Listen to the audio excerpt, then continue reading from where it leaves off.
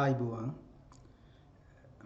උසස් පෙළ සිංහල විෂය හදාරන 13 වන ශ්‍රේණියේ ඔබ වෙනුවෙන් අද අපි සාකච්ඡා කරන්නේ ගුත්තිල කාව්‍ය කියන කොටසට අදාළව 148 සිට 193 දක්වා කවි රසවින්දනය හා විචාරය ඔබගේ ගුරු අත්පොත අනුව 2.0 යටතේ මෙහි නිපුණතාව හැටියට පුරාතන පද්‍ය සාහිත්‍යයේ විකාශනය ආකෘතික ලක්ෂණ හා ස්වභාවය අධ්‍යයනය කරමින් රසවින්දනයේ හා විචාරයේ යෙදී යන්නත් නිපුණතා මට්ටම හැටියට කාව්‍ය විචාර සංකල්ප හඳුනාගෙන නිර්දිෂ්ට පද්‍ය නිර්මාණ රසවින්දිමින් විචාරයට ලක් කරයි යන්නත් දක්වා තිබෙනවා. අපි බලමු මේ නිපුණතාව සහ නිපුණතා මට්ටම සාක්ෂාත් කරගන්න. මෙහි අරමුණ වෙන්නේ චිරන්තන සිංහල සාහිත්‍ය අර්ථාවබෝධයට හා විචාරයට අදාළ කුසලතා ඔබ තුල ඇති කරවීම අන්තර්ගතය දැක්වෙනවා. කාව්‍ය විචාර සංකල්ප පිළිබඳ අවබෝධයෙන් යුතුව නිර්දිෂ්ට පුරාතන පද්‍ය නිර්මාණ රසවින්දනය හා විචාරය නිර්දිෂ්ට කොටස වෙන්නේ මේ අවස්ථාවේදී වැත්තෑවේ හිමියන්ගේ ගුත්තිල කාව්‍යයේ 148 සිට 193 දක්වා වන කොටස. ඉතින් ඔබට ගුත්තිල කාව්‍ය ආශ්‍රිතව උසස් පෙළ විභාගයේදී අවබෝධය සඳහා කවියක් හෝ කවි දෙකක් ලැබෙනවා. ලකුණු 4ක් ඒ සඳහා පිරිනැමෙනවා. ඒ වගේම විචාර ප්‍රශ්නයක් ලැබෙනවා. ලකුණු 15ක් ඒ සඳහා පිරිනැමෙනවා. එතකොට සමහර විට ඔබට මේ කොටස ලකුණු 20ක් වගේ ප්‍රමාණයක් ඔබේ විභාග ප්‍රශ්න පත්‍රයේ ආවරණය කරගන්න ඉවහල් විය හැකියි. ඔබ ගුත්තිල කාව්‍යයේ සම්බන්ධයෙන් పూర్වයේ හැදෑරු කරුණු මෙහිදී සිහියට නගා ගැනීම වැදගත් වෙනවා. කෝට්ටේ යුගයේ වැත්තෑවේ හාමුදුරුවෝ ගුත්තිල ජාතකයේ ආශ්‍රයෙන් ගුත්තිල කාව්‍ය රචනා කරලා තියෙන බව, ඛණ්ඩ කාව්‍යයක් බව, අවස්තෝචිත විරිත් ආදිය අලංකාර ආදිය කවියා යොදාගෙන තියෙන බව ඔබ මේ වන විට අධ්‍යයනය කළා ඇති. 148 දක්වා වූ කොටස ඔබ මේ වෙන විට අධ්‍යයනය කළා ඇති. ඉතින් ඒ දැනුම තවත් ඉදිරියට විකාශනය කිරීමක් තමයි මෙහිදී අපේක්ෂා කරන්නේ. අර්ථාවබෝධය පද්‍ය වල අර්ථය ඒවායේ අලංකාර විභාග කිරීම ආදී වශයෙන් අර්ථාවබෝධය රසවින්දනය හා විචාරය විචාර ප්‍රශ්නයකදී ඒ වර්ණනා ආශ්‍රිත විචාරයක් ඉදිරිපත් කරන පිළිවෙල ඔබට මෙහිදී සාකච්ඡා කරන්න බලාපොරොත්තු වෙනවා. ඔබ මේ රසවින්දන එහෙම නැත්නම් විචාර කාර්ය සිදු කළ යුතු වෙන්නේ කාව්‍ය විචාර සංකල්ප ආශ්‍රයෙන්. එතකොට ගුරු අත්පොතේ ඔබට කාව්‍ය විචාර සංකල්ප හැටියට හඳුන්වා දීලා තියෙනවා. අරමුණ හා වස්තු විෂය. යම් කාව්‍ය කෘතියක් නැත්නම් ඒ කෘතියක යම් වර්ණනාවක් ඇතුළත් කළොත් ඒ වර්ණනාවේ අරමුණ මොකක්ද? ඒ අරමුණ සඳහා කවියා විෂය කරගන්නේ කුමක්ද? දැන් ගුත්තිල කාව්‍යයේ උදේනීපුර සැනකිලි වැනුම කවියා විසින් ඇතුළත් කරන ලද්දක්. ඒ වර්ණනාව ඇතුළත් කිරීමෙන් අරමුණු කොට ගන්නේ මූසිලට කියාපාන කවියට අවශ්‍ය වෙනවා බරණැස් නුවර වෙළඳුන් ලවා මූසිලගේ වාදනය නොමනා වාදනයක්, දුර්වල වාදනයක් ඊට වඩා ගුත්තිල අධිරතුමාගේ වාදනය විශිෂ්ටයි කියන එක කියන්න අවශ්‍ය කරනවා. ඒ කාරණේ උදෙසා තමයි උදේනීපුර සැනකිලි වැනුම කවියා කාව්‍යයට ඇතුළත් කරලා තියෙන්නේ. ඒ වගේම සංකල්ප රූප කවියා යම් වර්ණයක් ඉදිරිපත් කරනකොට චිත්ත රූප මැවෙනවා නම් අපේ ඇසට, කනට, ආග්‍රහණයට, ස්පර්ශයට ගෝචර වෙන විදියට, පංචේන්ද්‍රයන්ට ගෝචර වෙන විදියට කවියා Tamanගේ වර්ණනයන් සිද්ධ කරලා තියෙනවා නම් ඒ වර්ණාව තුලින් කියන දේ අපේ ඇහි මැවෙනවා නම්, අපේ සිතේ මැවෙනවා නම් ඒ ස්පර්ශය, ඒ සුවඳ අපට දැනෙනවා නම් මෙන්න මේ විදිහට අපේ සංකල්පයන්ට ගෝචර වෙනවා නම් ඒවා තමයි සංකල්ප රූප කියලා කියන්නේ. එතකොට මේ සංකල්ප රූප ගොඩනැගීමේදී උපමා රූපක වගේ අලංකාරات විශේෂයෙන් වැදගත් වෙනවා. කවියාගේ විශේෂ කාව්‍යෝපක්‍රම මොනවද කියලා විමසා බැලීම වැදගත් වෙනවා. භාෂාව ඇසුරු කොටගත්තු කාව්‍යෝපක්‍රම හැටියට ගුරු අත්පොතේ පෙන්වා දීලා තියෙනවා අර්ථද්වනිය හා ශබ්දද්වනිය. ධ්වනිය කියලා කියන්නේ දැනවීම, හැඟවීම කියන එක. යම් කිසි දෙයක් කෙලින්ම කියන්නේ නැතුව කවියා ව්‍යංගයෙන් කියනවා නම් කියන දේ තුලින් අදාළ දේ හැඟවෙන්න සලස්වනවා නම් ඒක තමයි ධ්වනිය කියලා කියන්නේ. ඒතකොට අර්ථය සම්බන්ධයෙන් යමක් දැනවෙන්නත් පුළුවන්, ශබ්දය මුල් කොටගෙන යමක් දනවන්නත් පුළුවන්. රැගත් සුරා පිරූ විතින් සුරත් තඹරු පෙතිසේ නෙතින් කියනකොට ඒ ශබ්දය තුලින්ම වෙරිමතින් නටන කෙනෙක්ගේ ස්වභාව ධනිතවත් වෙනවා. ඒතර එතන එවැනි ආකෘතියක් යොදා ගැනීම කවියා විශේෂ කාව්‍යෝපක්‍රමයක් හැටියට තමයි භාවිත කරලා තියෙන්නේ. රූ රැසේ අඳිනාලිසේයත් ලෙඩ දිදී විදුලිය පබා කියනකොට ඒ නර්තනයේ යෙදෙන ස්ත්‍රීන්ගේ ස්වභාව ඒ අලංකාරෝක්ති මගින් ධනිතවත් වෙලා තියෙනවා. කවියාගේ විශේෂ කාව්‍යෝපක්‍රම ඔබ විමසා බැලීම වැදගත් වෙනවා. ඒ වගේම ඖචිත්‍ය ගුණය. ඖචිත්‍ය කියලා කියන්නේ උචිත බව.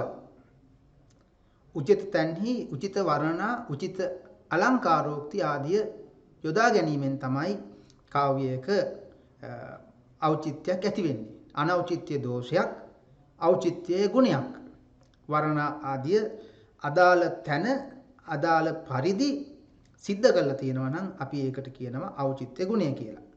වර්ණනා චාතුර්ය විභාගයට ඇතැම් අවස්ථාවල අහනවා කවියාගේ වර්ණනා චාතුර්ය નિયમિત වර්ණනා දෙකක් හෝ තුනක් ආශ්‍රයෙන් සාකච්ඡා කරන්න කියලා. වර්ණනාවක් ඉදිරිපත් කිරීමේ තියෙන චතුරත්වය, සූරත්වය. වර්ණනාව අදාළ නැති තැනට දැක්වාට කාව්‍ය තුල රසයක් උද්දීපනය වෙන්නේ නැහැ. අදාළ තැනට කවියාගේ ඒ චතුරත්වය, සූරත්වය ප්‍රකට වෙන ආකාරයෙන් වර්ණනා සිද්ධ වෙලා තියෙනවද කියන කාරණේ. අවස්ථා සිදුවීම් නිර්මාණය හා විකාශනය. අවස්ථා සිදුවීම් මුල් කොටගෙන තමයි කතාවක් විකාශනය වෙන්නේ. එතකොට මේ අවස්ථා සිදුවීම් කවියා කොහොමද පෙළගස්වන්නේ කියන කාරණේ. දැන් උදේනීපුර සැනකෙළි වෙනුම ඇතුළත් කිරීමෙන්ම විශේෂ අවස්ථාවක් නිර්මාණය කරනවා. ඒ අවස්ථාවත් එක්ක සිදුවීම් පෙළ විකාශනය වෙනවා හරි අපූර්වට. එතනදී වීණා වාදකයෙක් හැටියට මූසිල කැඳවනවා. මූසිලගේ වීණා වාදයෙන් සෑහීමකටපත් වෙන්නේ නැහැ. බර්ණස් නුවර ඉඳලා ආපු වෙළඳුන්. ඔවුන් ගුත්තිල ඇදුරුතුමා ගැන කියනවා. මූසිලටත් ගුත්තිල ඇදුරුතුමා ළඟට ගිහිල්ලා වීණා ශිල්පය ඉගෙන ගන්න අවශ්‍ය වෙනවා. ඉතින් මේ විදිහට මේ අවස්ථා සිදුවීම් පෙළගස්වන කුතුහලය දැනෙන ආකාරයෙන් ඒවා ඉදිරිපත් කරන විලාසය. චරිත නිරූපණය. නූතන සාහිත්‍ය කෘතියක වගේම ප්‍රබල චරිත නිරූපණයක් සමහර විට පැරණි පද්‍ය කෘතියකින් අපේක්ෂා කරන්න බැරි වෙන්න පුළුවන්. හැබැයි ගුත්තිල කාව්‍ය වගේ කෘතීන්හි ගුත්තිලගේ චරිතය, මූසිලගේ චරිතය වැනි චරිත කාව්‍යයේ අර්ථය හා රසය උද්දීපනය කරන ආකාරයෙන් කවියා නිරූපණය කරලා තියෙන ආකාරය අපට දැක් ගන්න ලැබෙනවා. ප්‍රතිනිර්මාණය හා පරිකල්පනීය ලක්ෂණ. ප්‍රතිනිර්මාණය කියලා කිව්වේ ඔබ දන්නවා ගුත්තිල කාව්‍ය, ගුත්තිල ජාතකය, ඒ වගේම අට කතාව ආදිය ඇසුරු කොටගෙන තමයි ප්‍රබන්ධය කරලා තියෙන්නේ. ඉතින් මේ ජාතක කතාවේ තියෙන එක ඒ විදිහටම කවියා ඉදිරිපත් කරන්නේ නැහැ. උචිත වෙනස්කම් කරනවා. පරිකල්පනීය කියලා කිව්වේ ඔහුගේ ගොඩනැගීමක් හැටියට, ඔහු අලුතෙන් නිර්මාණය කිරීමක්, අලුතෙන් සිතා ගැනීමක් හැටියට කාව්‍යයට එකතු කරන කරුණු.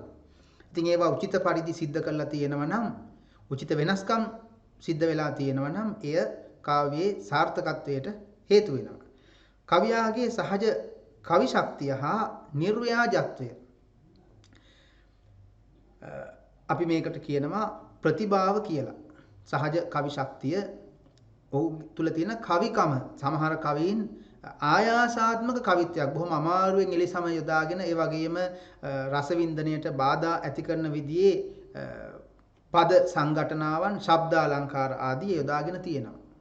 හැබැයි ගුත්තිල කවියා වගේ කවීන් ගත්තහම ඔවුන් බොහොම නිර්ව්‍යාජ ලෙස Tamanගේ નિસર્ග සිද්ධ ප්‍රතිභාණය සහජ කවි ශක්තිය තුල ඉඳගෙන කාව්‍යයන් වර්ණනා කළා.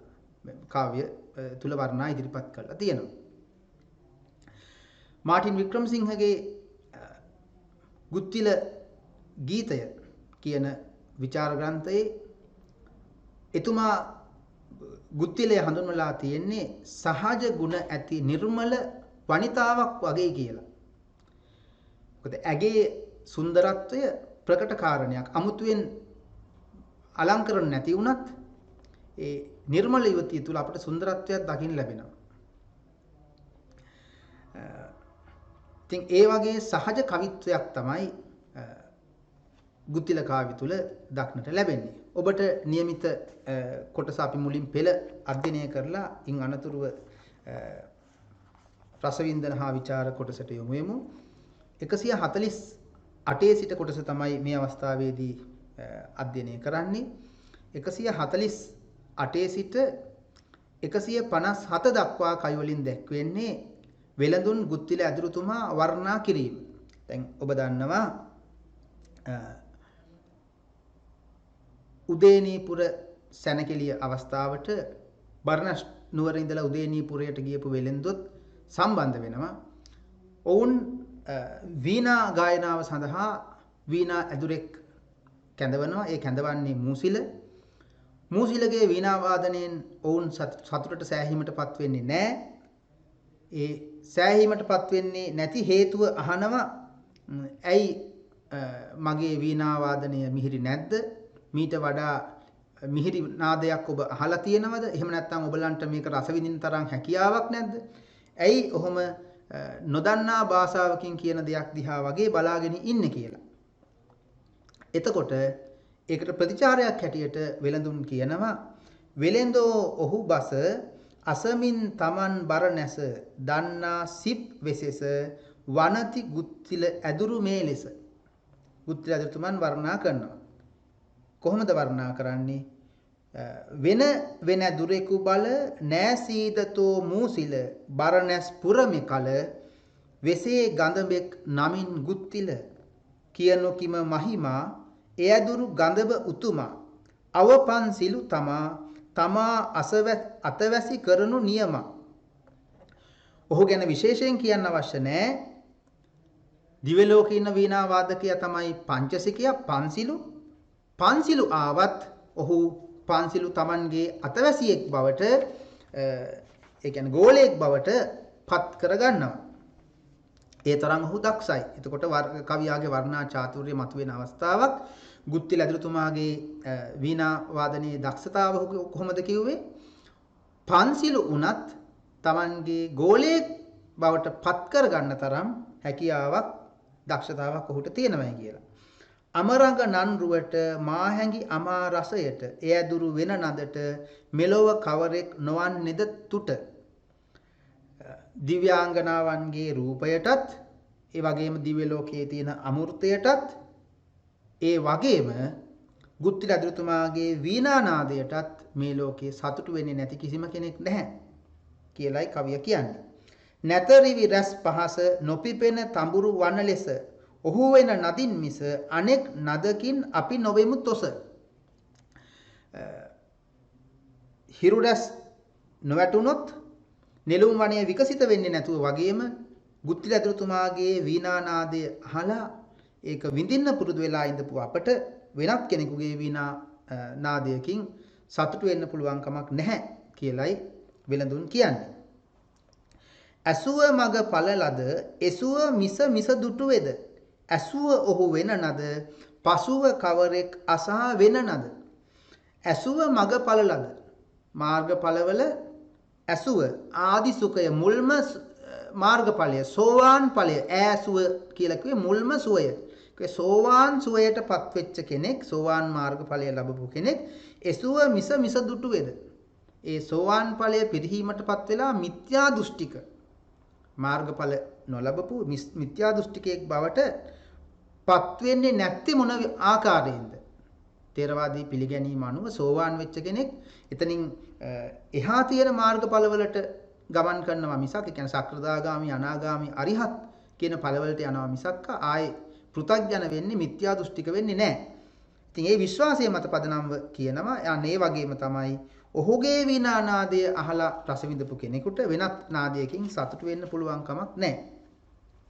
දුටුවන් විසීයා කරණෙව් ඌරු විසියා ඔහු වෙන රසීයා කෙරෙයි ඇසුවන් සිත් විසීයා දුටුවන් වසඟ කරන ඌර්වශී දෙවඟන ඌර්වශී කියලා කියන්නේ දිව්‍ය ලෝකයේ සුන්දරම දිව්‍යාංගනාව. ඒ ඌර්වශී දැකපු අය වසඟ කරනවා වගේ ඔහුගේ ඒ වීණා රසය අහපු අයගේ සිත් වසඟ භාවයට පත් වෙනවා.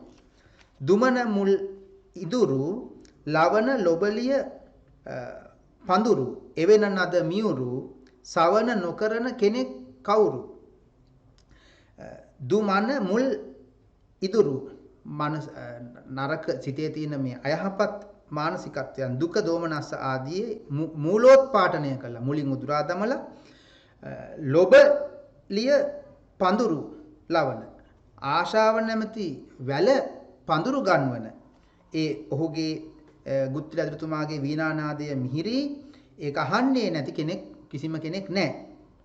සිතේ දුක මුළුන් උපුටා දමලා ආශාව නැමැති ලතාව ලියලවන වර්ධනය කරන විදියේ වීණානාදයක් හැටියට තමයි වෙළඳුන් ගුත්තිල අධිරතුමාගේ වීණානාදය මෙතන හඳුන්වලා තියෙන්නේ.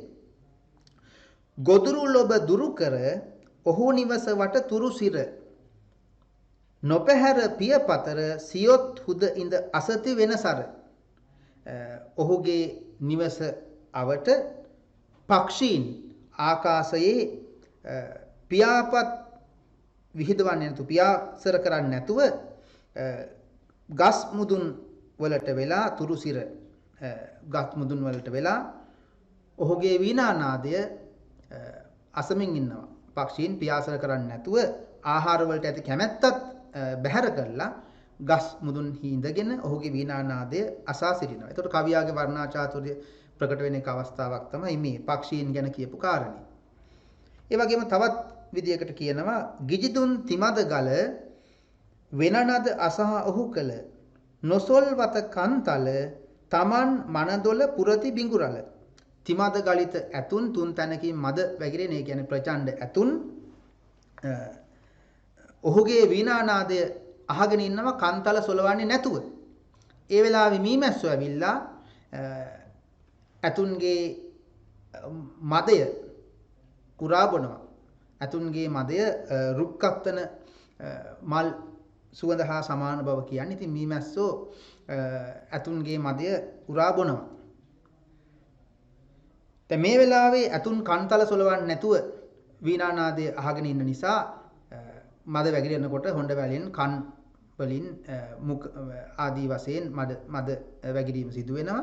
කන් වලින් වැగిරෙන මදය මීමැස්සන් උරා බොන බව තමයි මෙතනින් අදහස් කරන්නේ කවිය. එතකොට ඔබ තාර්කිකව සිතන්න අවශ්‍ය නැහැ. එතකොට ඇතුන් විතරද වීණානාදය ඇහුවේ මීමැස්සන් වීණානාදය ඇහුවේ නැති ඇයි කියලා. සාහිත්‍යයේ තියෙන හැම දෙයක්ම තර්ක බුද්ධියෙන්ම ග්‍රහණය කරගන්න බෑ. ඒවා පරිකල්පනාත්මකව මේ సౌందర్యාත්මකව වෙනස් විදියකට හිතලයි ආස්වාදය කරගත යුතු වෙන්නේ. ඉන් අනතුරුව 158 සිට 160 දක්වා කවි වලින් කියවෙන්නේ අර කියපු විදියට වෙළඳුන්ගේ වර්ණනය අසන මූසිල ගුත්තිල අධිරතුමාගේ අතවැසියෙකු වීමට යන බව. බෝසතු ගුණ නිසා අන් ඇදුරන්ට වෙහෙසා වෙළඳුන් කී බසා අසා මූසිල ගඳබ පවසා එසේ වූ හොත් හිමි ඔහුට මම අතවැසි වෙමි මෙමිල ආ පසු දෙමි මමත් ඔබ යන කල සමග යෙමි. ඒක එහෙමනම් Tamanට වඩා ඊටා දක්ෂ කෙනෙක් නම් ගුත්තිල අධිරතුමා මං ඔහුගේ අතවැසියෙක් මං ඔහුගේ ගෝලයෙක් වෙනවා. මේ ගත්තු මුදලුත් මං ඔබට ආපහු දෙනවා. මොකද මුදල් ගෙවලා තමයි වීණා වාදනය සිද්ධ කෙරෙව්වේ. ඒ ගත්තු මුදලුත් ආපහු දෙනවා. ඔබ ආයෙත් බරණැසට යනකොට මමත් එනවා ඔබත් එක්කම බරණැසට යන්න. කියමින් මේ ලෙසට වෙළඳුන් සමග සහතුට ගොස් බරණැස්පුරට පිවිස මහබෝ සතුන්ගේ ගෙට. ඉතින් මේ විදිහට වෙළඳුන් සමග මූසිල බෝධිසත්වයන්ගේ නිවසට පැමිණි බව තමයි 158 160 දක්වා කවි වලින් කියවෙන්නේ. 161 සිට 165 දක්වා කවි වලින් කියවෙන්නේ මූසිල ගුත්තිල ඇදුරුතුමාගේ අඳමව්පිය දෙදෙනා හමුවීම සම්බන්ධ පුවත. මදක් සැතපී ඉඳ මහබෝ සතුන්ගේ සොඳ වෙන රැගෙන මනනද වැයීමට ඔහු පටන් ගත් සඳ. ටිකක් වෙලා බෝධිසත්වයන්ගේ නිවසේ සැතපීලා ඉඳලා බෝධිසත්වයන්ගේ වීණාව තියෙනවා දැක්කා. මූසිලත් වීණා වාදකයෙක්. ඒ නිසා Tamanගේ හිතවතෙක් හැටියට ඔහුට හැඟුණා වෙන්න පුළුවන් වීණාව. ඔහු වීණාව අරගෙන වාදනය කරන්න පටන් ගන්නවා. අඳමව් පිය දෙදෙන ඔහු වයන බව නොම දැන කතී වෙන මීයන සුසූ යයි අත ගැසූ සැකයන. දැන් මේක සාහිත්‍යයේ තියෙන බොහොම විචිත්‍රවත් අවස්ථාවක්. ගුත්තිල ඇදුරුතුමාගේ දෙමව්පියන්ගේ ඇස් පේන්නේ නැහැ. ඔවුන් අඳ දෙදෙනෙක්. ගුත්තිල ඇදුරුතුමා ඔවුන් පෝෂණය කරමින් තමයි එහි වාසය කරන්නේ. එතකොට මේ අඳමව්පියන්ට හිතෙනවා මූසිලගේ වීණා වාදනය ඇහිලා වීණාව මීයන් කනවයි කියලා. ඔවුන් සුසූ යයි අත ගැසූ සැකෙන් කතී වෙන මීයන මීයන් වීණාව කතී සිතා ඔවුන් සූසූ කියලා මීයන් එලවන්න අත ගසනවා. එතකොට දැන් මේ අවස්ථාවේ ඉදලා තියෙනවා උත්ප්‍රාසයක්. උත්ප්‍රාසයක් කියලා කියන්නේ කියනවට වඩා වෙනස් දෙයක් අදහස් කිරීම නැත්නම් දැනුම් මට්ටම් දෙකක වෙනසක් හැඟවීම. මූසිලට අනුව ගත්තහම මේක වීණා වාදනයක්. නමුත් අඳමව්පියන්ට අනුව ගත්තහම ගුත්තිල ඇදුරුතුමාගේ වීණාව නිරන්තරයෙන් අහලා තියෙන අඳමව්පියන්ට අනුව ගත්තහම මේක වීණාව මීයන් කෑමක් හා සමාන නාදයක්. මෙන්න මේ වගේ අවස්ථා තමයි උත්ප්‍රාසය කියලා කියන්නේ. කොමුණත් කවියා විචිත්‍රවත් ලෙස මේ අවස්ථාව ඉදිරිපත් කරලා තියෙනවා. දැන් ওই වගේම වෙළඳුත් කිව්වනේ කලින් අවස්ථාවක මේ උනිමු වෙන සදිති නොදත්තෙමු ගායනා කරති. අපි හිතුවා මේක වීණාව සුසර කරනවායි කියලා. නේ. ඒතර වෙළඳුන්ට අනුව ගත්තාම මේක වීණාව සුසර කිරීමක් වගේ දැනෙන්නේ. මූසිලට අනුව ගත්තාම මේක ඔහුගේ ඉහළම දක්ෂතාවය හැටියටයි ඔහු හිතාගෙන ඉන්නේ. එහෙම කිව්වහම දෙමව්පියෝ එයාසා වෙන තබා සිතෙහි ගරුමන් නොතබා උන් පද හිස තබා නමැද මෙලෙසින් කියයි ගඳබා. දැන් දෙමව්පියෝ අරම සූසූ කියලා අත ගැසුවයින් පස්සේ සිතෙහි ගරුමන් නොතබා මූසිලට තවදුරටත් Taman ගැන මේ මානෙන් පසු වෙන්න පුළුවන් කමක් නැහැ. Taman දක්ෂ වීණා වාදකයෙක් කියලා ඔහුට මාන්නක්කාරව ඉන්න පුළුවන් කමක් නැහැ. මොකද වීණාව මීයන් කෑමක් හා සමානවනේ මේ දෙමව්පියන් සැලකුවේ. ඒ නිසා ඔහු ඒ දෙමව්පියන්ගේ උන් පද හිස තබා දෙපා මුල Tamanගේ හිස තියලා নমස්කාර කළා. මෙන්න මෙහෙම කියනවා. උදේනී පුර සිට වීණා සිප් ඉගෙන්මට ගුත්තිල පඬි වෙතට ආමි කොද ඒ හිමි කියවමට. මං උදේනී පුරේ ඉඳලා වීණා ශිල්පය ඉගෙන ගන්නයි ගුත්තිල රජතුමා වෙත පැමිණියේ. එතුමා කොහෙද කියලා කියන්නයි කියලා කිව්වා. සගය ඒ ඇදුරා කිසි කාරියක නුදුරා ගියේ නොව බැහැරා කිව්ය දැන් එති ඉඳුරා. කිසියම් කාර්යයකට මේ ළඟකට නුදුරකට ඔහු ගියා. ඔහු දැන් ඒවි කියලා කිව්වා. දැන් పూర్ව මූලාශ්‍රය වල දැක්වෙන්නේ විප්පවුත්තෝ, ඒ කියන්නේ ගුත්තිල රජතුමා බැහැරක වාසය කරනවා කියලා තමයි දැක්ුනේ. හැබැයි කවියා ගියේ නොව බැහැරා කිව්වේ දැන් එති ඉඳුරා. ඔහු වැඩි ඈතකට නෙමෙයි ගියේ, මේ ළඟකට ගියේ දැන් එනු ඇතයි කියලා කියමින් මූසිලගේ මේ අවධානය බලාපොරොත්තු ඇති කරනවා ඔහුගේ පැමිණීම සම්බන්ධව. ඒ වෙලාවෙම ගුත්තිල රජතුමා පැමිණෙනවා. 166 167 කවි දෙකෙන් දැක්වෙන්නේ ගුත්තිල රජතුමා නිවසට පැමිණීම හා ශිල්ප ලබා දීම ප්‍රතික්ෂේප කිරීම. කියත උන් මෙතෙපල ආයේය ඇදුරු ගුත්තිල වැඳ ඔහු පද කමල තමා ආතතු කීය මූසිල. මෙහෙම කියනකොටම ගුත්තිල රජතුමා එනවා. ඔහුගේ පද කමල පාද නැමැති නිලුම් මල් নমස්කාර කළා. මූසිල තමන් ආපු තොරතුරු තමන් ඇයි ආවේ කියන එක කිව්වා. බලමින් ලකුණු ගත දුදන ගුණ දැන ඔහු සිත නොවසව තෙපිම වෙත ශිල්ප නොදෙමයි කිවෙන් මහසත. ගුත්තිල රජතුමා මූසිල දිහා බැලුවා. ඔහුගේ දේහ ලක්ෂණ දිහා බැලුවා. ඒ දේහ ලක්ෂණ දිහා බැලුවහම ඔහුට පූර්ව ආකල්පයක් ඇති වෙනවා මෙයා දුෂ්ටයෙක්, දුර්ජනෙක්, කුහකයෙක් කියලා. සමහර ලාට ඉතින් පුජ්‍යලයන් දිහා බැලුවහම పూర్ව නිශ්චයන්ට එළඹෙන්න පුළුවන් නේ. ඒ වගේම ගුත්තිල අධිරතුමාට ගුරුවරයෙක් හැටියට සමහර ලාට එහෙම විශේෂම හැකියාවක් තිබුණා වෙන්නත් පුළුවන්. ඉතින් මේ සියල්ලම නිසා ඔහු කියනවා මොහුට මම ශිල්ප දෙන්නේ නැහැ.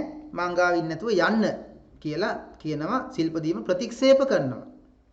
එහෙම ප්‍රතික්ෂේප කරන්නේ ඔහුගේ දේහ ලක්ෂණ දැකීමෙන් දුර්ජනයෙක් කියලා పూర్ව නිශ්චයකට පිවිසීම නිසා. 168 සිට 170 දක්වා කවි වලින් කියවෙන්නේ මූසිල අඳමව්පිය දෙදෙනාට මෙහෙවර කොට ඔවුන් ලවා ඇදුරුතුමා එකඟ කරවාගෙන ශිල්ප ලැබීම. දැන් මූසිල මෙතනදී උපක්‍රමයක් හැටියට ගුත්තිල ඇදුරුතුමා හරි ගෞරවයෙන් ආදරයෙන් කටයුතු කළේ Tamanගේ අඳමව්පිය දෙදෙනාට. මූසිල ඔවුන්ට උපස්ථාන කළා ඔවුන් ලවා Tamanගේ අවශ්‍යතාව දෙමව්පියන්ට කියවනවා. අඳමව්පියන් හට නිතර අත්පා මෙහි කොට උන්ගෙන් මහ සතුට කියවි වෙනසිට ඉගැන්වීමට ඔවුන් ලවා කියුවා මේ මූසිලට වීණා ශිල්පය උගන්වන්න කියන එක. මෙලෙසින් නොඑකවර අඳමව්පියකී දෙමව්පියකී මෙහෙවර නොකලහොත් අනදර වෙති ඔහුගේ නුගුණ නොසමර කිවි සිහි කලේ නැහැ. දැන් මේ විදිහට දෙමව්පියන් නොඑක්වත් විට ශිල්ප දෙන්න කියලා කිව්වහම දෙමව්පියන් කියපු දේ බැහැර කරවතින් ඒක අනදරයක් වන නිසා මූසිලගේ නුගුණ ගැන හිතන්නේ නැතුව ශිල්ප ලබා දීමට කටයුතු කරනවා. හිමි තම නැන නැවින් සැදිගී තරඟ බෙහෙවින් වෙනසි මහනවින් කලේ ඔහු පරතරට මැනවින්. හිමි තම නැන නැවින් ගුත්තිල රජතුමා Tamanගේ ඥානය නැමැති නැවින් සැදිගී තරඟ බෙහෙවින් ගීත නැමැති තරංග බොහෝ සෙයින් සැදුනා වූ වෙනසි මහනවින් වීණා ශිල්ප නැමැති මහනවින් මහා අර්ණවයෙන් මහා සාගරයෙන් තම නැන නැවින් Tamanගේ ඥානය කියන නැව පාදක කොටගෙන ඔහු මූසිලව කලේ ඔහු පරතරට මැනවින් එතර කරා. ගී නැමැති තරංග බොහෝ සෙයින් සැදුනා වූ වීණා ශිල්ප නැමැති මහා සාගරයෙන් Tamanගේ ඥානය නැමැති නැව උපයෝගී කොටගෙන මූසිලව එතර කළා ගුත්තිල ඇදුරුතුමා. එතකොට මේ වක්‍රෝක්තියෙන් කියවෙන්නේ මේ ඉන්ද්‍රනිතවත් වෙන්නේ මූසිලට ගුත්තිල ඇදුරුතුමා වීණා ශිල්පය මනාව ලබා දුන්නා කියන එක. නැන නැවින් ගී තරඟ වෙනසි මහනවින් ආදිය රූපක හැටියට තමයි මෙහි යෙදී තිබෙන්නේ. 171 සිට 174 දක්වා කවි වලින් දැක්වෙන්නේ ශිල්ප ඉගෙනගත්තු මූසිලගේ චේතනාව. වීණා සිප් සකස නොහැරම ඇදුරු උව දෙස උගෙනගෙන සිතු ලෙස සිටී මූසිල ගඳබ මේ ලෙස. වීණා ශිල්පය ඊතා මැනවින් ඉගෙනගෙන මෙන්න මෙහෙමයි මූසිල හිතන්නේ. මුළු දඹදිව් තලට මෙනුවර උතුම මෙකලට සේවය කළ රජුට ගුරුද පත්විය මහලු වයසට. මුළු දඹදිවම ගත්තත් මේ කාලයේ උතුම්ම පුරවරය තමයි මේ නගරය බරණැස්පුරය. මුළු ඉන්දියාවේ තියෙන ප්‍රධානම නගරය බරණැස්පුරය. ඒ බරණැස්පුරේ රජතුමාට සේවය කරපු කෙනා තමයි ගුත්තිල ඇදුරුතුමා. එතුමා දැන් ගුරුද පත්විය මහලු වයසට දැන් මහලු වෙලා ඉන්නේ. එයින් මේ බරණැස නිරිඳුගේ රැගෙන අදහස ගුත්තිල ඇදුරු ලෙස දවස් අරිමි සිතා සිතු ලෙස. ශිල්ප ඉගෙනගත්තු ගමන්ම ඔහු හිතන්නේ ගුරුවරයා මහලුයි. ඒ නිසා රජතුමාගෙන් අවසර ලැබගෙන Taman ගුරුවරයා හැටියටම වීණා ශිල්පයෙන් මේ ගුරුවරයා පරිදි දවස් ගත කරනවා කියලා හිතන්නේ. හිමිමෙතොප අවසර දුනහොත් රජුට මෙනුවර සේවය කරනිතොර මෙහිම හිඳිමි කීය දවසර. ගුරුතුමාට කියනවා ඔබ මට අවසර දෙනවා නම් ඔබ වගේම රජතුමාට සේවය කරමින් මම මේ නගරෙම ඉන්නවයි කියලා. ඒ වෙලාවේ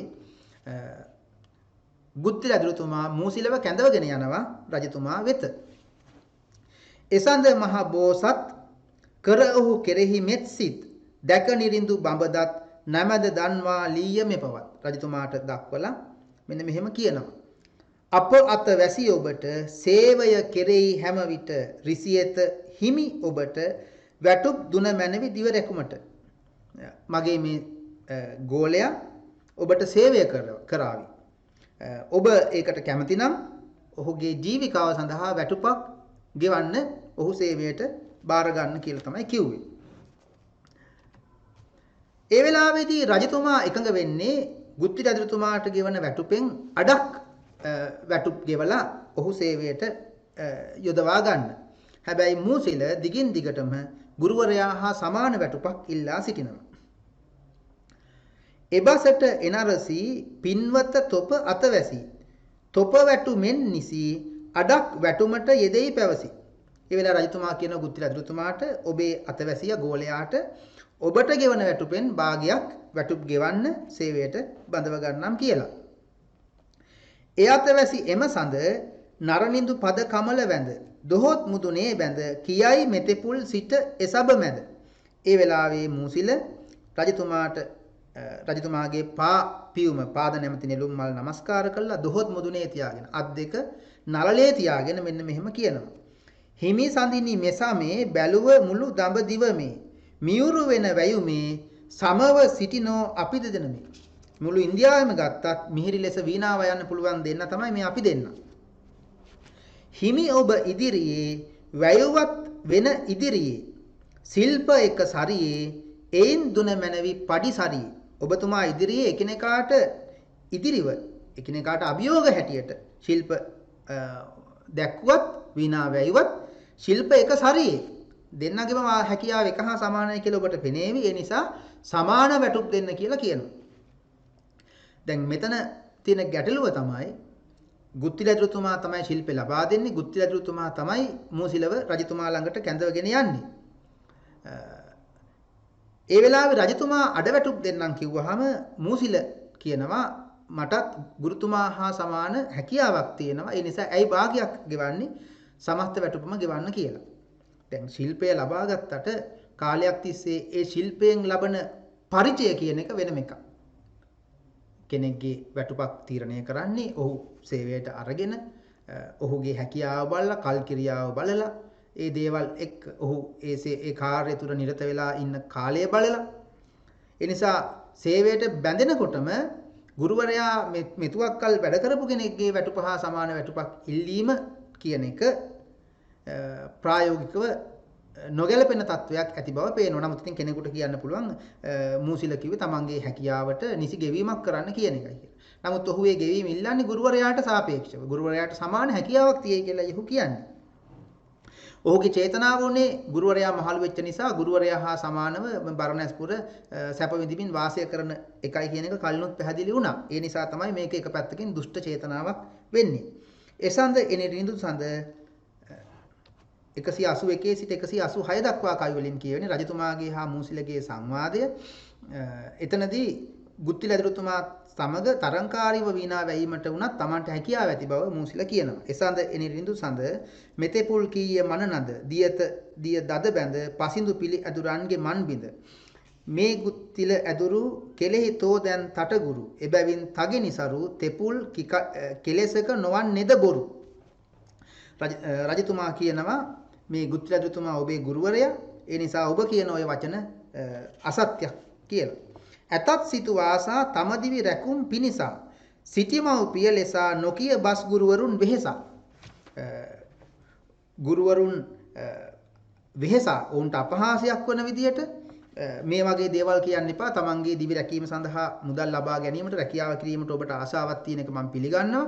නමුත් ඔබ ගුරුවරයා වෙහෙසටපත් කරමින් ඔහුට අපහාසයක් ඇති කරමින් ඔය කියන දේවල් ඔහු හා සමාන හැකියාවක් තියෙනවා තරම් කරන්න පුළුවන් කියලා කියන එක සුදුසු නැහැ කියලා රජුරුව පෙන්වා දෙන්නේ. වඩවන දන අටි මොහු ඉදිරියේ බුහුටි පන්සිලුදු නොසිටි එයින් තෙලතගේ තෙපුල් නොවටි. රජතුමා කියනවා මේ දක්ෂ බුහුටි කිව්වේ මේ දක්ෂ ඇදුරුතුමා ඉදිරියේ පන්සිලුවත් වීණා වාදනය කරන්නේ නැහැ. ඒ තරම් ගෞරවණීය ඒ තරම් හැකියාවක් තියෙන කෙනෙක්. ඒ නිසා ඔබේ ඔය කියන වචන තෙපුල් නොවටි කිසි වැදගත්කමක් නැහැ. කර ඔහුට නින්දා සෙබෙහි සතසිත අන්දා කියත නර නින්දා එතෙම පැවසී බස් මෙබන්දා මැදහත් නිරිඳුතුම වන බව අප නොසමසම තෙපලනු කිම වෙනම ශිල්ප දුටු විට දැනෙයි ඔබටම. මේ හැකියාව කොහොමද කියලා මැදහත් භාවයෙන් යුතු රජතුමනි ඔබතුමායි තීරණය කරන්න ඕනේ. ඒ නිසා ඔබතුමාට අපි දෙන්නගෙම ශිල්ප දැක්කහම ඒ හැකියාව ගැන තක්සේරුවක් ඇති කරගන්න පුළුවන් කියලා කියනවා. ඒ කියන්නේ ඔහු උත්සාහ කරන්නේ ගුරුවරයා සමග වීණා වාදයකට හරි ගිහිල්ලා ඔහුට සමාන හැකියාවක් තියෙන බව පෙන්නලා සමාන වැටුප් ලබා ගැනීම. එතෙන්දී රජතුමා ගුත්තිල ඇදුරුතුමාගේ මුණ දිහා බලනවා. ඒ වෙලාවේදී ගුත්තිල ඇදුරුතුමා රජතුමාට ප්‍රතිචාර වශයෙන් කියන කරුණු තමයි 187 සිට 193 දක්වා කවි වලින් කියවෙන්නේ.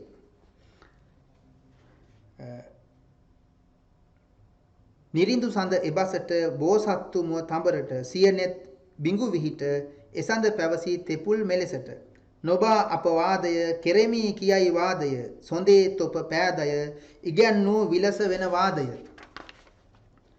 ගුරු වූයෙන් තමා දැනෙයි මොහු සිප් තරමා එබැවින් නොවපමා කියව පුළුවන්ද වෙන වැයුමක්.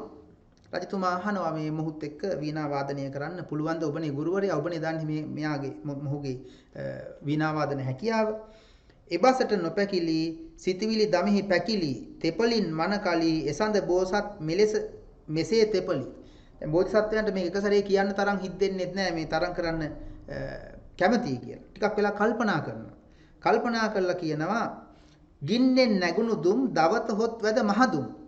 ගින්නෙන් නැගුණා වූ දුම මහදුම් මහා ධෘමයන් මහා වෘක්ෂයන් පුලුස්සා විනාශ කළා දානවා වගේ එම ගිනි කඳ එදුම් කුමයි නොදවාද කර විහිදුම්. දැන් ඒ වගේ දෙයක් තමයි මුසිල මෙතෙන්දි කරන්නේ. දුෂ්ටාන්තයක් මාර්ගයෙන් පැහැදිලි කරලා තියෙනවා මේ ඔහු කරන්න හදන ක්‍රියාවේ තියෙන මේ නුසුසුකම. වැඳ මගේ සරණ තල වෙනසිප් උගත් අඳ බල මොහුට පුළුවන් කල මෙමට බැරි කීම පුරුදු හැම කල. ඉතින් මොහු පුළුවන් කියලා කියනවා නම් ගුරුවරයාත් එක්ක මාත් එක්ක වාදයකට එන්න ඇයි මට බැරි? මම ඔහුට වඩා ප්‍රවීණෙක්. ඉතින් කිසියම් විචාරකයෙකුට අනුව ඒක දකින්න පුළුවන්. ඉතින් ගෝලයා දුෂ්ටයෙක් වුණාට ගුරුවරයා එහෙම සිටිය යුතු නැහැ කියලා. නමුත් ඉතින් අපි මේ අවස්ථාව තේරුම් ගත යුතුයි. ඇත්තටම ඉච්ඡා බංගත්වයක් සංවේගයක් ගුරුවරයාට ඇති වෙනවා. ඒ නිසා ගුරුවරයා කෙනෙක් ඔහුට පුළුවන් නම් ඔහු වාදයක් ඕනේ කියලා කියනවනම් මටත් බැරි කමක් නැහැ කියලා. අතවැසි වද නොදැමි මොහු හා වාද නොතරමි. මගේ ගෝලයා වුණත් මේ නොදැමුණු අදාන්ත වුණු මොහු සමග වාද සුදුසු නැහැ කරන්න කැමති නැහැ. එසේ වූ එතෙකුද වුවත් හිමි ශිල්ප 7 වෙනි දවස දක්වමි. ඒක එහෙම වුණත් 7 වෙනි දවසේ තව දවස් 7කට පස්සේ ලැබෙන දවසේ ශිල්ප දක්වනවා කියලා මේ විදියට ගුත්තිල ඇදුරුතුමා වීණා වාදය සඳහා දින නියම කරනවා.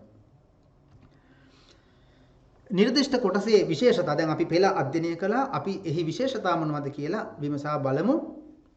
අවස්ථානුකූල විරිත් භාවිතය. දැන් ගුත්තිල කාව්‍යයේ විශේෂත්වයක් තමයි ඒ වර්ණාවට අවස්ථාවට දැක්වෙන ගැළපෙන විදිහේ විරිත් යොදා ගැනීම. නමුත් ඔබ මේ කතා කරපු පද්‍ය අපි දැන් සාකච්ඡා කරපු පද්‍යවල නම් බොහෝ දුරට මහපියුම් ගී විරිත තමයි යොදාගෙන තියෙන්නේ. මහපියුම් ගී විරිත කියලා කියන්නේ පාද 4 9 11 9 14 පළවෙනි පාදයේ මාත්‍රා 9ක් දෙවැන්න 11ක් තුන්වැන්න ආයත් මාත්‍රා 9ක් සහ හතරවැන්න කලින් පදවලට දිගව ඒ කියන්නේ මාත්‍රා 14කින් යුක්තව තමයි රචනා වෙන්නේ. ඒ වගේම මහපියුම් ගීයේ විශේෂත්වයක් තමයි ගී විරිතේ එලිසමය අනිවාර්ය අංගයන් නොවුනත් මෙහිදී එලිසමය යොදා ගැනීම. මහපියුම් ගී කියලා කියන්නේ එලිසමස් ලකුණේ නොදක්වෙන ගී විරිතක්. කෝට්ටේ යුගයේදී මේ ආකෘතිය බොහෝ සෙයින් ප්‍රචලිත වෙනවා. සාමාන්‍යයෙන් වාර්තා රූපී අවස්ථාවකට සංවාදාත්මක අවස්ථාවකට මේ මහපියුම් ගීය ගැලපෙනවා. එතකොට සංවාදාත්මකවයි දැන් අපි කතා කරපු බොහෝ තැන්වල පද්‍ය ඉදිරිපත් වෙලා තිබුණේ. ඒ නිසා අවස්ථානුකූල විරිත් භාවිතයක් හැටියට මෙවැනි ආකෘතියක් යොදා ගැනීම සලකන්න පුළුවන්. ඒ වගේම චරිත නිරූපණය අපි ඉදිරියේදී ඒ ගැන සාකච්ඡා කරනවා. අවස්ථා හා සිදුවීම් නිරූපණය. මෙන්න මේ අපට નિયમિત කොටසෙත් අවස්ථා හා සිදුවීම් නිරූපණය කිරීමේ විශේෂතාවක් අපට දකින්න ලැබෙනවා. ගුත්තිල ඇදුරුතුමාගේ වීණානාදයෙන් ප්‍රමෝදයට පත්වෙච්ච අයගේ ක්‍රියාකලාපය ඇතුන් පක්ෂීන් පවා ඔහුගේ වීණානාදය අහන බව කිව්වා. ඒ වගේම පන්සිලු පවා ඔහු ඉදිරියේ වීණාව යන්නේ නැහැ. ඔහුගෙන් වීණාව ඉගෙන ගන්නවයි කියලා කිව්වා. අන්න ඒ වගේ අවස්ථා සිදුවීම් විචිත්‍රවත් ලෙස සාර්ථකව කවියා නිරූපණය කරන්න සමත් වෙලා තියෙනවා. ඒ වගේම අවස්ථා සිදුවීම් නිරූපණයේ විශේෂ අවස්ථාවක් තමයි අර කතී වෙන මීයන සුසු යයි අත ගැසූ සැකේන වීණාව මීයන් කනවායයි කියලා අඳමව්පියන් මීයන් නෙලවීමට සූසූ ගාලා අත ගැසීම. එතකොට මේක තද බලම කටෝරම උපහාසයක්. තවත් පැත්තකින් උත්ප්‍රාසාත්මක ලක්ෂණයකුත් මේකේ තියෙනවායි කියන එක අපි පැහැදිලි කරගත්තා. මොකද දෙමාපියෝ මේක හිතලා නෙමෙයි කියන්නේ. දෙමාපියන්ගේ ඇස් පේන්නේ නැහැ. ඔවුන් ඇත්තටම දන්නේ නැහැ මේ මූසිල වීණා වාදනය කරමින් ඉන්නවයි කියන එක. එහෙම දැනන් හිටියනම් සමහරලාට එහෙම සූසූ නොගන්නත් තිබුණා. මිහිරි වාදනයක් අහපු කෙනෙකුට මේ ශිල්පය හරියට දන්නේ නැති කෙනෙකුගේ වාදනය හරියට වීණාව මීයන් කනවා හා සමානව හැංගී යනවා. ඉතින් ඒ වගේ අවස්ථා කවියා තමන්ගේ අරමුණ වෙන්නේ මෙතෙන්දී මූසිලගේ වීණා වාදනය දුර්වලයි කියන එක කියන්න. ඉතින් ඒ අරමුණ සාක්ෂාත් කරගන්න පුළුවන් විදියට එවැනි අවස්ථා සිදුවීම් ඉදිරිපත් කරලා තියෙනවා. ඒ වගේම මූසිල ගුත්තිල අධිරතුමන්ගේ පාවැඳ ශිල්ප ඉල්ලා සිටීම වගේ අවස්ථා සාර්ථකව නිරූපණය කරලා තියෙනවා. ඒ වගේම මූසිල සමාන වැටුප් පිල්ලපු අවස්ථාවේදී රජතුමාගේ හා ගුත්තිල අධිරතුමාගේ ප්‍රතිචාරය ඔවුන් එක පැත්තකින් ගුරු ගෞරවය ගැන මතු කරන කාරණා සාර්ථකව ඒ සිදුවීම් හැටියට කවියා නිරූපණය කරලා තියෙනවා. කවියාගේ ප්‍රතිභාව මතුවෙන බොහොම අනායාසාත්මක කවිත්වයක් තුල මේ වර්ණා ඉදිරිපත් කරලා තියෙනවා. ඒ වගේම ගුත්තිල අධිරතුමාගේ වීණා වාදයේ මිහිර ගැන කියන්න එක අවස්ථාවකදී අර පක්ෂීන් හස්තීන් වීණා වාදනය අහනවයි කියලා කිව්වා. ඒ වගේම ඌර්වශී දිව්‍යාංගනාවගේ රූපයෙන් වසඟ වෙනවා වගේ අමෘතයට දිව්‍යාංගනාවන්ගේ රූපයට මිනිසුන් කැමතිවාක් වගේ ගුත්තිල අධිරතුමාගේ වීණා නාදයෙන් වසඟ වෙනවයි කියලා කිව්වා. ඒ වගේම පන්සිලු දිව්‍ය ලෝකේ ඉන්න වීණා වාදකයා ඔහුගේ නාදයට වඩා මිහිරයි කියලා කිව්ව ගුත්තිල අධිරතුමාගේ වාදය වීණා වාදනය. ඉතින් මේ විදිහට කවියාගේ ප්‍රතිභාව ප්‍රකට වෙන ආකාරයෙන් වර්ණා ඉදිරිපත් වී ඇති ආකාරයක් අපට දකින්න ලැබෙනවා. සාහිත්‍යාත්මකව ගත්තහම අපි උපමා රූපක ආදී අලංකාරෝක්ති ඒ අවස්ථාවට ගැළපෙන පරිදි උචිත පරිදි කවියා යොදාගෙන ඇති බවත් පෙළ අධ්‍යයනය කිරීමේදී සාකච්ඡා කළා. භාෂා ලක්ෂණ මේ කොටසේ විවිධ භාෂා ලක්ෂණ භාවිත කරලා තියෙනවා යොදාගෙන තියෙනවා කවියා. ඔබේ ගුරුවත් පොතේ පෙන්වා දීලා තියෙනවා කටවහර යොදාගත්තු තැන් ඒ වගේම සංස්කෘත අලංකාරයන්ගෙන් තොර ස්වාධීන වර්ණා මාර්ගයක් අනුගමනය කරපු තැන් ජනවහර යොදාගත්තු තැන්. කටවහර එසේ වූහොත් හිමි ඔහුට මම අතවැසි වෙමි. එහෙම වුණොතින් ස්වාමීනි එසේ වූහොත් සාමාන්‍යයෙන් බැවහර බස කටවහර කතා කරන භාෂාව උචිත පරිදි භාවිත කරලා තියෙනවා. ඒ වගේම ගොදුරු ලොබ දුරු කර පක්ෂීන් ගස් මත ඉඳගෙන ඔහුගේ වීණා වාදනය අහගෙන හිටියයි කියනපු අවස්ථාවල සංස්කෘත අලංකාරෝක්ති වලට හෝ වර්ණා වලට නැඹුරු වෙන්නේ නැති ස්වාධීන වර්ණා මාර්ගයක් කවි අනුගමනය කරලා තිබුණා. සුසු යයි අත ගැසූ සැකයන ජනවහර ගමේ මිනිසුන්ගේ පොදු ජනයාගේ ව්‍යවහාර හා බැඳුණු භාෂාවක් සූසු ගාලා අත සූසු කියලා සතුන් එලවන්න වගේ වීණා වාදනය කරන වෙලාවේ මූසිල අඳ දෙමව්පියෝ සූසූ කියලා අත ගැහුවා. ඉතින් අන්න ඒ වගේ තැන්වල ජනවහර යෙදුම් භාවිත කරලා තියෙනවා. අපි බලමු ක්‍රියාකාරකම් මේ ඉගෙනගත්තු කොටසට අදාළව ඔබ නිරත විය යුතු ක්‍රියාකාරකම් මොන වගේද කියලා.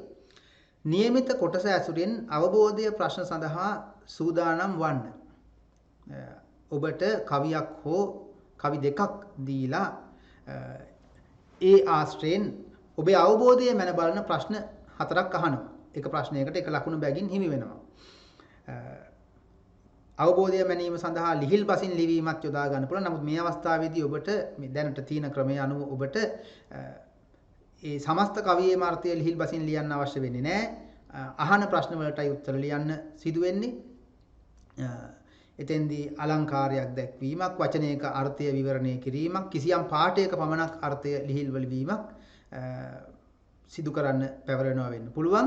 ඉතින් ඒ සඳහා කවියේ පදගතාර්ථ ආදී ඔබ මනාව දැනගෙන සිටිය යුතු වෙනවා මේ ප්‍රශ්නෙට නිවැරදි උත්තර ලියලා හොඳ ලකුණක් ගන්න නම්. ඒ අපි ඉස්සරහට ආදර්ශ ප්‍රශ්නයක් හැටියට එය සාකච්ඡා කරනවා. ඊළඟට ගුත්තිල කවියාගේ වර්ණනා චාතුර්ය සාකච්ඡා කරන්න ලැබුණොතින් අපි අර කලින් කතා කරපු කරුණු අනුව පක්ෂීන්ගේ ඇතුන්ගේ මේ චර්යාවන් අනුව දෙවි දේවතාවුන් පිළිබඳ වර්ණනාවන් මුල් කොටගෙන කවියා ගුත්තිල ඇදුරුතුමාගේ ඒ වීණා වාදනයේ මිහිරියාව වර්ණනා කරලා තියෙනවා. අන්න ඒ වගේ තැන් වලින් කවියාගේ වර්ණනා චාතුර්ය ප්‍රකට වෙනවා. ගුත්තිල සහ මූසිල චරිත හසුරුවා ඇති ආකාරය තමයි 3-4 ක්‍රියාකාරකම් යටතේ දැක්වෙන්නේ. අපි ඒ ගැන ඉස්සරහට සාකච්ඡා කරනවා. අපි මුලින් බලමු අවබෝධය ප්‍රශ්නය. අපි කතා කරපු කවි අතරින් දෙකක් දීලා තිනවා. අමරංග නන්රුවට මාහැඟි අමා රසයට එයදුරු වෙන නඳට මෙලොව කවරෙක් නොවන්නේද තුට. ඒකේ අර්ථය අපි සාකච්ඡා කළා. අමර අඟනන් මර කිව්වේ මැරෙනවා, අමර කිව්වේ මැරෙන්නේ නැහැ කියන එක. එතකොට මැරෙන්නේ නැහැ කිව්වේ දෙවියෝ. අඟනන් කිව්වේ දෙවියන්ගේ අඟනන්, දිව්‍යාංගනාවන්. ඔවුන්ගේ රූපයටත් මාහැඟි අමා රසයට මහත් අගනා වූ අමා රසයට, අමෘත රසයටත්, ඒ වගේම ගුත්තිල ඇදුරුතුමාගේ වීණානාදයටත් මේ ලෝකේ කවුරුද සතුටු වෙන්නේ නැත්තේ? ඇසුව මග පළලද එසුව මිස දුටු වේද? ඈසුව ආදී සුඛය වුණු සෝවාන් මාර්ගඵලය ලැබපු කෙනෙක් ඒ සුවය හැර මිත්‍යා දෘෂ්ටික වෙන්නේ නැතුව වගේමයි ගුත්තිල ඇදුරුතුමාගේ වීණා වාදනය අහපු කෙනෙක් පස්සේ වෙනත් නාදයකින් සතුටු වෙන්නේ නැත්තේ. හරි. ප්‍රශ්න ටික බලමු. මෙමගින් දක්වා ඇති ප්‍රස්තුතය කුමක්ද? දැන් ප්‍රස්තුතය කියලා කියන්නේ මුඛ්‍ය වස්තුව, ප්‍රධාන වස්තුව. එහෙම නැත්නම් උපමේය. එතකොට මේ සියල්ලෙම දක්වා ඇති ප්‍රධාන කාරණේ තමයි ගුත්තිල ඇදුරුතුමාගේ වීණානාදය. එතකොට ඔබ ගුත්තිල ඇදුරුතුමාගේ වීණානාදය හෝ නැත්නම් ගුත්තිල ඇදුරුතුමාගේ වීණානාදයේ මිහිරිභාවය කියලා කිව්වොතින් ඒ ලකුණ ලැබෙනවා. මෙලොව සියල්ලන් සතුටු කළ හැකි දේ වශයෙන් පළමු පද්‍යයේ දක්වා ඇති අප්‍රස්තුතයන් නම් කරන්න. ප්‍රස්තුතය කියන්නේ ප්‍රධාන වස්තුව, අප්‍රස්තුතය කියන්නේ අප්‍රධාන වස්තුව. උපමාව, උපමේය ප්‍රස්තුතය නම් උපමාව තමයි අප්‍රස්තුතය කියලා කියන්නේ. එතකොට මේ ලෝකේ හැම කෙනෙක්ම සතුටු කරන්න පුළුවන් දේ හැටියට දැක්කුවේ අමරංගනන් රුවට, දිව්‍යාංගනාවන්ගේ රූපය සහ මාහැඟි අමා රසයට, අමෘත රසය. එයදුරු වෙන නදට ගුත්තිල ඇදුරුතුමාගේ වීණානාදය. මෙතනින් ගුත්තිල ඇදුරුතුමාගේ වීණානාදය ප්‍රස්තුතය නිසා අප්‍රස්තුතයන් අහන්නේ. එතකොට කියන්න සිද්ධ වෙන්නේ දිව්‍යාංගනාවන්ගේ රූපය සහ අමෘතය, මහත් අගනා වූ මාහැඟි වූ අමෘත රසය. එතකොට ඔබ මේ වගේ අවස්ථාවකදී පාඨයම උපුටා දක්වන එකට වඩා සුදුසුයි ඒකේ ඔබේ අවබෝධය ප්‍රකට වෙන විදිහට එහි අර්ථය ලියන එක. දිව්‍යාංගනාවන්ගේ රූපය සහ මහත් උතුම් වූ අමෘත රසය කියලා කිව්වහම හරි. එහෙම නැත්නම් සමහර ලාවට ලකුණු ලබා දීමේ පටිපාටියේ තිබිය හැකි මේ කවියෙම උපුටා දක්වලා තියෙනවා නම් ලකුණු නොදී යුතුයි කියලා. ඉතින් ඒ තැන් ගැන ඔබ සැලකිලිමත් විය යුතු වෙනවා. ඇසුව මග පළලද එසුව මිස දුටු වේද යන්නේ අර්ථය පැහැදිලි කරන්න. ඒක අපි කලින් කිව්වා. ඇසුව මගඵල ආදී සුවය, සෝවාන් ඵලය, සෝවාන් මාර්ගඵලය ලබාගත්තු කෙනෙක් එසුව මිස ඒ මාර්ගඵලය හැර මිස දුටු වේද මිත්‍යා දෘෂ්ටික නොවන්නාක්සේ. සෝවාන් මාර්ගඵලයටපත් වෙච්ච තැනැත්තෙක් ඒ ඵලය පිරිහි මිත්‍යා දෘෂ්ටික නොවන්නාසේ. ඒ අදහස කිව්වනම් ප්‍රමාණවත් ලකුණක් ලැබෙනවා. අමරංගනන් අමා රසය යන පදවලට කෙටි විවරණ සපයන්න. කෙටි විවරණ සැපීමක් කියලා කියන්නේ අර්ථය පැහැදිලි කිරීම, වචනය සකස් වෙච්ච ආකාරය, ඒකේ වචනයේ තියෙන වෙනත් විශේෂතා ආදී පැහැදිලි කිරීම. අමරංගනන් කියන එක ඔබට කියන්න පුළුවන්. අමර කියන්නේ නොමැරෙන, මර යන්නට න උපසර්ගය එකතු වුනහම මර කියන එකේ මුල තියෙන්නේ මයන්න ව්‍යංජනයක් නිසා ව්‍යංජනයකට කලින් යෙදෙන නයන්න අයන්න බවටපත් වෙන. එතන න මර අමර වෙනවා. අමර කියන්නේ නොමැරෙන අය කිව්වේ දෙවියන්. අමර එකතු කිරීම අඟනන්. එතන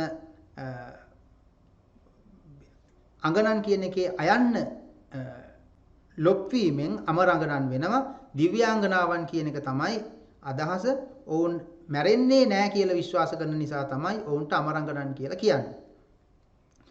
අමා රසය කියන්නේ අමෘත රසය. අමෘතය කියන්නේ ඔබ දන්නවා දෙවියන්ගේ සුදහ භෝජනය. ඔවුන්ගේ ආහාරය හැටියට දිව්‍ය ලෝකේ තියෙන දේ තමයි අමෘතය කියලා කියන්නේ. එතකොට අමා රසය කියන එකේ තවත් තේරුම් තියෙනවා. අමා කියලා කියනවා සඳේලියටත්, අමා දහර, අමා රසය, අමාව කියලා සඳේලියට කියනවා. ඒ වගේම අමාමහ නිවන නේ. අමා කියලා කියනවා මේ අමෘත, ඒ කියන්නේ නොමැරෙන, මැරීමක් නැති නිසා නිර්වාණය අමාව කියලා හඳුන්වනවා. අමාව කියන එකේ අර්ථ කීපයක් තියෙනවා. නිර්වාණය, සඳේලිය. නමුත් මෙතන කියන්නේ අමෘත රසය, දෙවියන්ගේ සුදා භෝජනය සඳහා වන ආහාරය. ඉතින් අර අර්ථත් ඕනනම් ඒකත් එක්කම යටින් කිව්වට වරදක් නැහැ. හරි. අපි චරිත නිරූපණය ගැන කෙටියෙන් බලමු. මූසිලගේ චරිතය හසුරුවා ඇති ආකාරය. නොදන්නා දේ ඉගෙන ගැනීමට ඇති කැමැත්ත. ගත්තු මුදල් ආපහු දීලා හරි වෙලඳුන්ට තමන්ට වඩා දක්ෂයෙක් ඉන්නවනම් ඔහුගෙන් ඉගෙන ගන්න ඔහුට අදිෂ්ඨානයක් තිබුණා. ඒ වෙනුවෙන් ලද මුදල පවා නැවත ගෙවීමට එකඟ වුණා. ඔහුට තමන්ගේ අදිෂ්ඨානයක් තියෙනවා වීණා ශිල්පය කොහොම හරි ඉගෙන ගන්න. ඒ වගේම බුද්ධ රජතුමා වගේ බරණැස්පුරයේ වීණා ආචාර්යවරයෙක් හැටියට විරාජමාන වෙන්න ඔහුට ඒ අදිෂ්ඨානය තමයි ඇත්තටම ප්‍රධාන වශයෙන් පේන්නේ. එතනින් එහා යුක්තිය හෝ රජතුමාට ඇදුරුතුමාට ගෞරවය දැක්වීම නෙමෙයි. ඒ දේවල් වලට වඩා ආත්මාර්ථය හා තමන්ගේ අදිෂ්ඨානය කරා ගමන් කිරීමේ අවශ්‍යතාව තමයි ඔහු තුලින් ප්‍රකට වෙන්නේ. ඒ වගේම ඉක්මනින් ඉහළ යාමේ කැමැත්ත. ඒ නිසානේ දිගින් දිගටම සමවැටුප් ඉල්ලා සිටින්නේ. ඒ වගේම ඔහු තමන්ගේ ශිල්පය අදි탁සේරු කරනවා. ඔහු විශ්වාස කරනවා ශිල්පය ඉගෙනගත්තු පමණින්ම ගුරුවරයා හා සමාන හැකියාවක් තියෙනවායි කියලා. නමුත් ශිල්පය ඉගෙන ගැනීම විතරක් නෙමෙයි ශිල්පය තුළ දීර්ඝකාලීනව ප්‍රගුණ වීමෙන් ඒ සතතාභ්‍යාසය තුළින් ලබන ඥානය. ඉතින් ඒ ඥානය නිසා තමයි බුද්ධ දරුතුමා අවසාන වශයෙන් මේ වීණා වාදයෙන් ජයගන්නේ. අර ගුලි තුනක් උඩ දැමීම කියන එකෙන් සංකේතවත් කරන්නේ ඒ කාරණේ වෙන්න පුළුවන්. මොකද ගුරුවරයාට දෙන්නත් බැරි, ගෝලයාට ලබා ගන්නත් බැරි කොටසක් ශිල්පය තුළ තියෙනවා. ඒක ඇති වෙන්නේ ඒ ශිල්පය තුළ නිරත වීමෙන්. නමුත් මූසිල ඒක තේරුම් ගන්නේ නැහැ. මූසිල හිතන්නේ ගුරුවරයා දන්න දේ ඉගෙන ගත්ත පමණින්ම තමන් මේ වීණා ශිල්පයේ පරතර දුටුවා කියලා. ඉතින් තමන්ගේ ශිල්පයේ අදි탁සියරු කිරීමක් ඔහු තුළ දකින්න ලැබෙනවා. ගුත්තිලගේ චරිතය හසුරුවා ඇති ආකාරය ගෝලයා පිළිබඳ පූර්ව විනිශ්චයකට පැමිණීමේ හැකියාව. ගෝලයා දැක්කහම මොහු දුෂ්ටයෙක්, මොහුට ශිල්ප නොදිය යුතුයි කියන පූර්ව අවබෝධය ඔහු තුළ ඇති වෙනවා. දෙමව්පියන්ට ගරු කරනවා. ඒ නිසා තමයි අඳමව්පියන් රැක බලාගන්නේ, පෝෂණය කරන්නේ. අවසාන වශයෙන් මූසිලට ශිල්ප දෙන්න ඉදිරිපත් වෙන්නේ අඳමව්පියන්ගේ ඉල්ලීම පරිදි. ඒක නොකළොතින් ඔවුන්ට අනදරයක් වේය, ඔවුන්ගේ සිත් වේදනාවක් ඇති වේය කියන අදහස නිසා. ඒ වගේම රජතුමාට ගරු කරනවා. රජතුමා පිළිබඳ තමන්ගේ පාලකයා හැටියට ගරු බුහුමන් දක්වමින් තමයි කටයුතු කරන්නේ. හැබැයි මූසිල රජුරෝ කියන දේවත් අහන්න නැතුව දිගින් දිගටම සමවැටුප් ඉල්ලීම් වගේ අවස්ථා අපිට දකින්න ලැබුණා. ඒ වගේම ගුරුවරයෙක් හැටියට ශිල්ප ලබා දීම මුලින් ප්‍රතික්ෂේප කළා වුණත් පස්සේ වීණා ශිල්ප සාගරයෙන් එතර කළා කියලා කවියා කියනවා. කියන්නේ ගුරු මුෂ්ටිය තියාගන්න නැතුව දන්න සියල්ලම ඉගෙනුවා. ඒ වගේම ජීවිකාව සලසා දුන්න රජුරෝ ගාවට එක්ක ගිහිල්ලා රැකියාව ලබා දෙන්න කිව්වම රජුරෝ ගාවට එක්කගෙනත් ගියා. හැබැයි අවසාන වශයෙන් ගෝලයාගේ මානය බිඳීම සඳහා ඔහුට පුළුවන් නම් වාද කරන්න ඇයි මට බැරි කියලා තමනුත් වීණා වාදයට එකඟ වෙලා දවස් නියම කරනවා. ඉතින් මේ ගැන තවදුරටත් දැනුම ලබා ගැනීම සඳහා පරිශීලනය කළ යුතු පොතපත ගුරුවත් පොතේ දැක්වෙනවා. ඒ අතරින් ගුත්තිල ගීතය මාටින් වික්‍රමසිංහයන්ගේ, ඒ වගේම යක්කඩුවේ ප්‍රඥාරාම මහමුදුරන්ගේ ගුත්තිල විචාරය 1 සහ 2 කියලා පොත් දෙකක් තියෙනවා. ඉතින් ඒ වගේ පොතපත කියවලා ඔබට තවදුරටත් මේ සම්බන්ධ විවිධ විද්වතුන්ගේ වෙනස් මත සහිතව දැනුම ලබා ගන්න පුළුවන්. අද අපි සාකච්ඡා කළා ගුත්තිල කාව්‍යයේ ඔබට නියමිත කොටසක් පිළිබඳව. ඒ වගේම කාව්‍ය විචාර සංකල්පාශ්‍රයෙන් එය විචාරය හා රසවින්දනය කරන්නේ කොහොමද කියන එක අපි සාකච්ඡා කළා. අවබෝධය සහ විචාරය ආදර්ශ ප්‍රශ්න වලට උත්තර ලියන ආකාරය සාකච්ඡා කළා. මේ දැනුම ඔබට උසස් පෙළ විභාගයේදී කිසියම් ආකාරයකින් වැදගත් වෙයි කියලා විශ්වාස කරනවා. ඒ වගේම ගුත්තිලකාවේ නිර්දිෂ්ට අනික් කොටස් සහ නිර්දිෂ්ට නොවන කොටසුත් ඒ වගේම ගුත්තිලකාවේ ඇතුළු කෝට්ටේ යුගයේත් ඊට පෙර සහ පසු කාලවල ලියවුණු ඒ පද්‍ය සාහිත්‍ය කෘතිත් පරිශීලනය කරලා ඔබට මේ පිළිබඳ තවදුරටත් දැනුම ලබා ගත්තොතින් ඒ ගැන ලියවුණු විචාර පොත්පත ආදී පරිශීලනය කළොතින් උසස් පෙළට නොනැවති ජීවිතයටත් ඔබට දැනුම ලබාගෙන වින්දනීය ලෙස මේ සාහිත්‍ය තුල නිරත වීමට හැකියාව ලැබෙයි කියලා විශ්වාස කරනවා. ආයිබෝවන්.